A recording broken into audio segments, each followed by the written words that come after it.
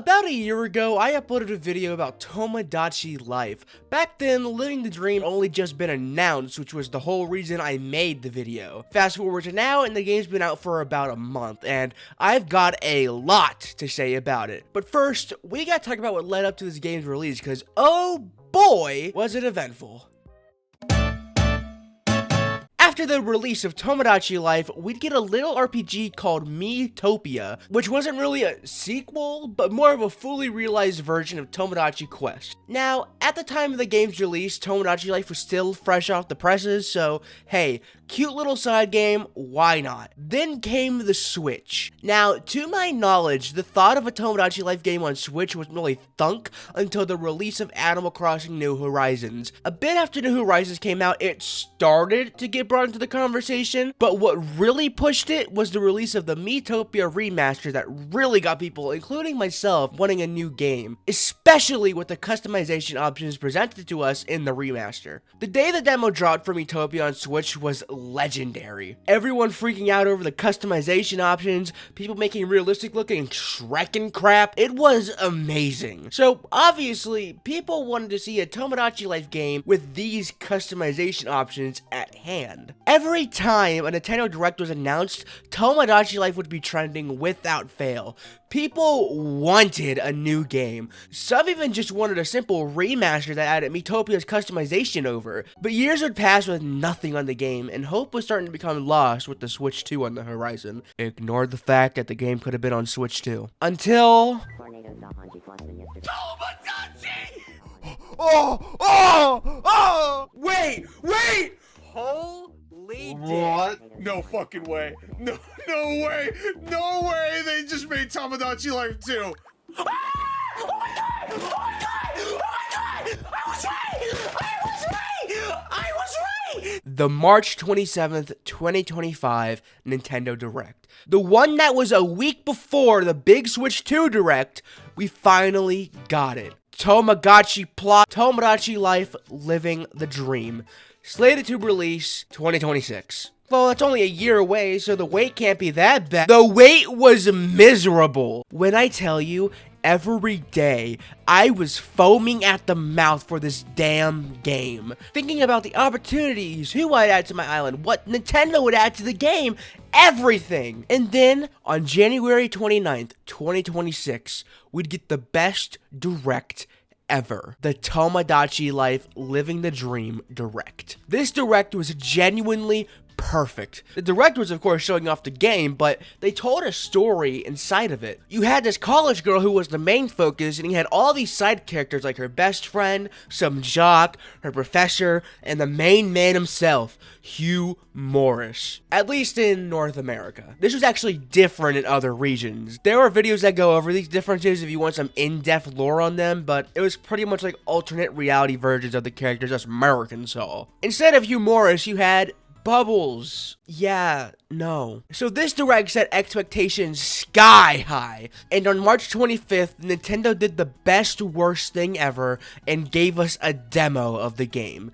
This demo had so much. Now, on the surface, if you just went through it normally, you were allowed 3 Miis, and after the third, the clothing store would open, which the employees of go around your island and lobotomize all your Miis and make them stay inside, talking about, in the retail version of the game, I can wipe my ass while standing, or something stupid like that. And this demo made the wait even worse. The interactions we got to see, everything we got to see was so good, and it was only a taste of what we could expect. And so the wait truly began to set in. Seconds felt like minutes, hours felt like days, weeks felt like months. This was the most miserable wait ever.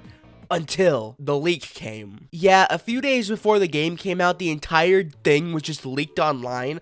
But after those few days, we patient folk got to finally play Tomodachi Life Living the Dream.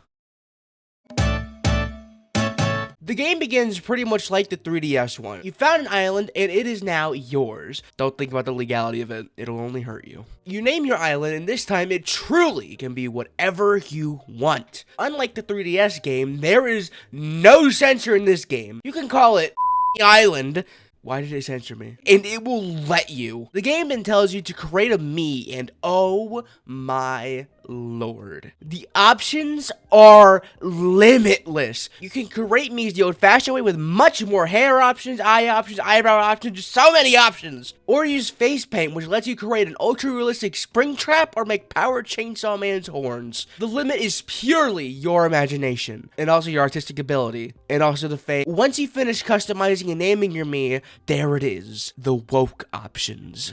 You can now be gay in Tomodachi Life. If you didn't know, a big problem in the 3DS Tomodachi Life was that you couldn't be gay or non-binary or anything like that, and it stank a lot. You had to make the person you wanted your Mii to fall in love with the opposite sex of yours, and then the question of what if you wanted to be someone random, then what do you do? This was such a big problem that Nintendo themselves had to state that they'd make it possible for Mii's to be gay and such in the future. And with Miitopia and now Living the Dream, we can confirm that they stood on their word. With your Mii now created, a house pops up on your island, and now comes the big changes. Instead of one big apartment that all your Mii's live in, they all have houses, and alongside that, now they can roam freely. Now, you might be saying, Arcade, you dumbass, they could roam in the 3DS and DS versions. And you'd be correct, but you couldn't interact with them outside. Meaning if you wanted to talk to them or give them anything, you'd have to call them back to their apartment, which was kind of whatever. I mean, it didn't really feel like a problem until this game opened the Mii's doors and let them roam free. But now they never want to be inside their homes, which, fair enough, they were pretty much stuck inside since 2009.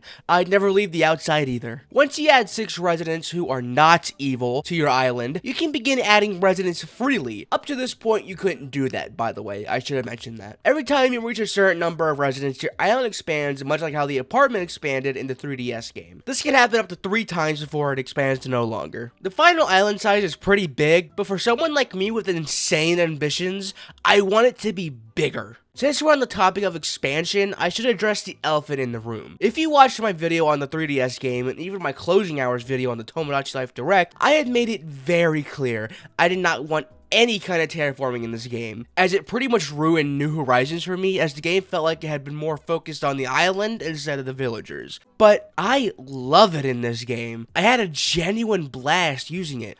Here's my main island. You can see remnants of the original layout here, but I decided to get a little crazy after I added a lot of people. I got a little strip mall walking plaza here that is really cute and fun. I got this little garden right here next to the little forest. Originally, Slenderman lived here, but then he moved in with Mallory, which is something I'll get into in a bit. I have the rich area, because, you know, you gotta separate the rich and the poor. I got a little date spot behind the cafe that I find cute. It's like an outdoor expansion. I also got a boardwalk where the market and Ferris wheel are. This is the part that makes me wish the island was bigger, because I want the boardwalk on the side of the island and, you know, not connected to the other end of the island. But it is what it is. So yeah, this game did the terraforming very well. Now, backing up a little, I said Slenderman moved in with Mallory, so it's time to explain that. In the 3DS version, after 2 Mii's get married, they'd live together in a house. Well, now that Mii's already live in houses, when 2 Mii's get married or just want to live together, they'll move into an apartment. It just switched, but it's awesome. These apartments can hold up to 8 Mii's, which sucks when you have a group of 10 friends and like half of the Mii's on your island are married, including the ones living with you, but it isn't that big of a problem. Now, I want to go back to the customization aspect of this game. You can make literally anything. You can make a pet Pornhub logo if you really want to. Like, literally nothing is stopping you. So I made a blue Pikmin. Say hi. His name's Jerry. Now, you may be asking, Arcade, how does your Pikmin look so good? There are 2 answers, but only one is the right answer. If you're on an emulator, there are literally ways to just transfer images into the game. But that is the wrong answer. That's the coward's way. The right answer is living the grid. This website is fantastic. It lets you put any image into it and turns it into pixel art that you can pretty much copy over into your game. You just gotta fill it in 1 pixel at a time. And it takes forever. I spent like 6 hours making this Mountain Dew, and it was so worth it. This video isn't like paid for or anything. I just really like this website, and you should all use it. Give it to the propaganda! But yeah, you can literally do anything in this game. The limit is purely just your imagination. Your Mii's can talk about anything, do anything, use anything. Like, I made my Mii's eat a blunt. You can make clothes, and the best part, buildings. Before I started writing the script, I found this on Twitter of someone who's just making Isle Delfino from Mario Sunshine in this game, and just look how good it looks. This is all vanilla living the dream. You can do this right now if you wanted. But every game has its flaws, including this one. Like how after about a week, you unlock all the fountain items, and it becomes an annoyance to see that icon above the fountain, but you have no reason to interact with it other than to get rid of the icon. The concert hall and rap battles by the fountain are just gone, which sucks because they were such a fun part of the 3DS game, and they just didn't return.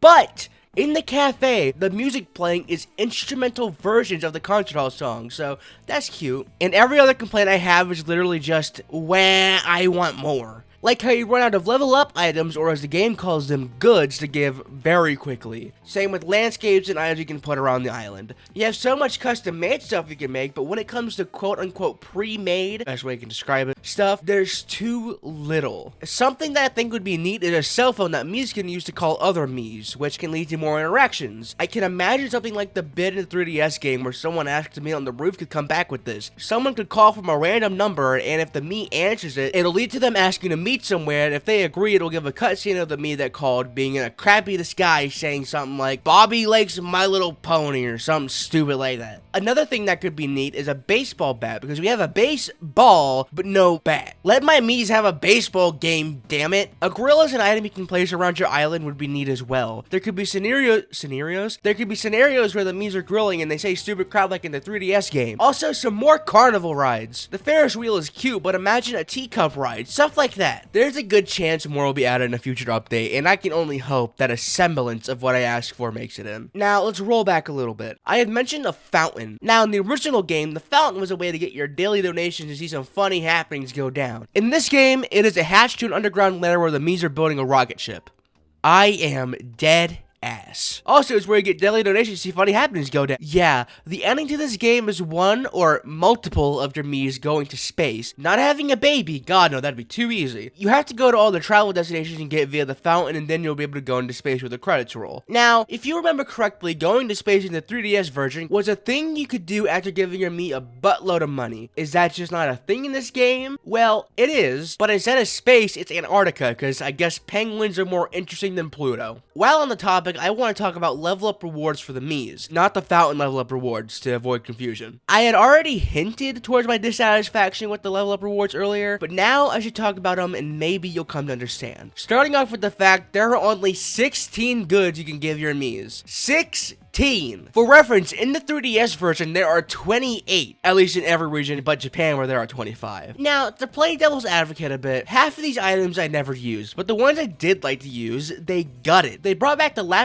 and got rid of the cell phone, the Wii U, and the 3DS. And sure, you can argue that you can make your own game and give it to them, but with the Wii U, you see them play it with friends, and they can still do that with the Switch you give them, but just not in the same way, if that makes sense. They got rid of the baseball bat, but gave us a baseball. They got rid of the weird items like the metal detector, which the Mii's would use on the beach, and with the game where you can make more beaches, this returning would have been so cute. My point is, it's disappointing to go from 28 to 16, especially when those 16 items barely do anything interesting. But they did add quirks, and I love these so much. I do wish there were a bit more, but honestly, the ones we got are great enough. You can have your Mii's float instead of walk, randomly strike a cute pose, or just be an asshole, and I love it. You can also have them be fashionistas, which works like the mirror in the 3DS Tomodachi life. They can also fart and use the bathroom. My Mii's can finally shit. The other slots are what you'd expect. Catchphrases, pocket money, and now you can get them free clothes, which is neat. And that is all the leveled up rewards. Despite the drastic decrease in goods to give, I love what they have here. The quirks alone are fun to give, so I guess I can give the lack of goods a temporary pass. Now back to the fountain, because that also has level up rewards, like outdoor items, the landscapes, and just stuff to make your island prettier. And also travel tickets, goods, quirks, some interiors, blah blah blah. By level 100, there is zero use for this fountain, which sounds like a lot, but you reach that